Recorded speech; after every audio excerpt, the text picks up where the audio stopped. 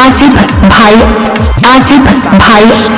गांव गांव तेरा खुर्द, तेरा खुर्द।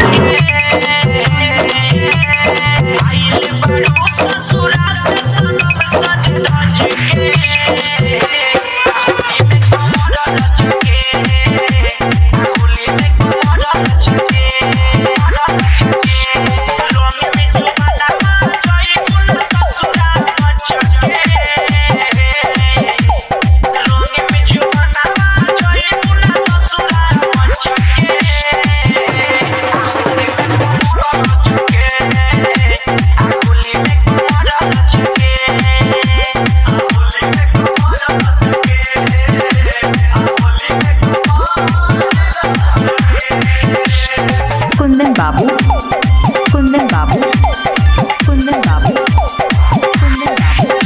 रेहान आसिफ तुम दोनों मेरी जान हो, रेहान आसिफ तुम दोनों मेरी जान हो। जिला जिला बाराबंकी, बाराबंकी।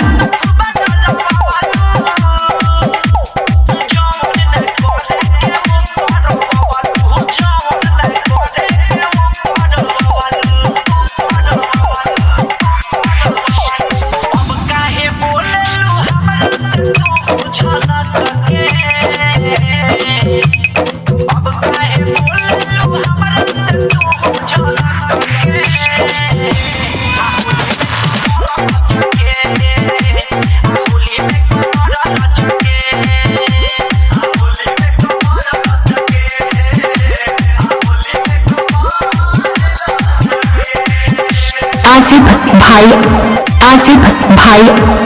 गांव तेरा खुर्द। इनका मोबाइल नंबर है, इनका मोबाइल नंबर है 771 89 062, 771 89 062।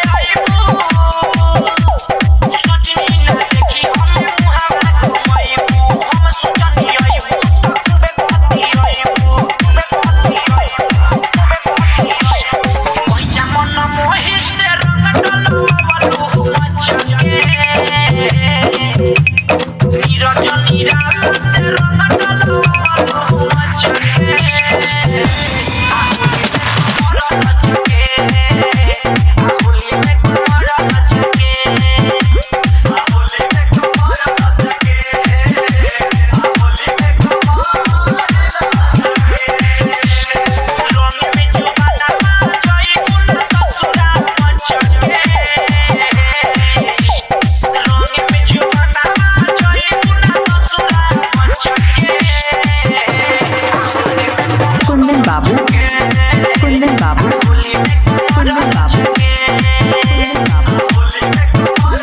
डीजे आसिफ अली गांव तेरा खुर्द जिला बाराबंकी, डीजे आसिफ अली गांव तेरा खुर्द जिला बाराबंकी।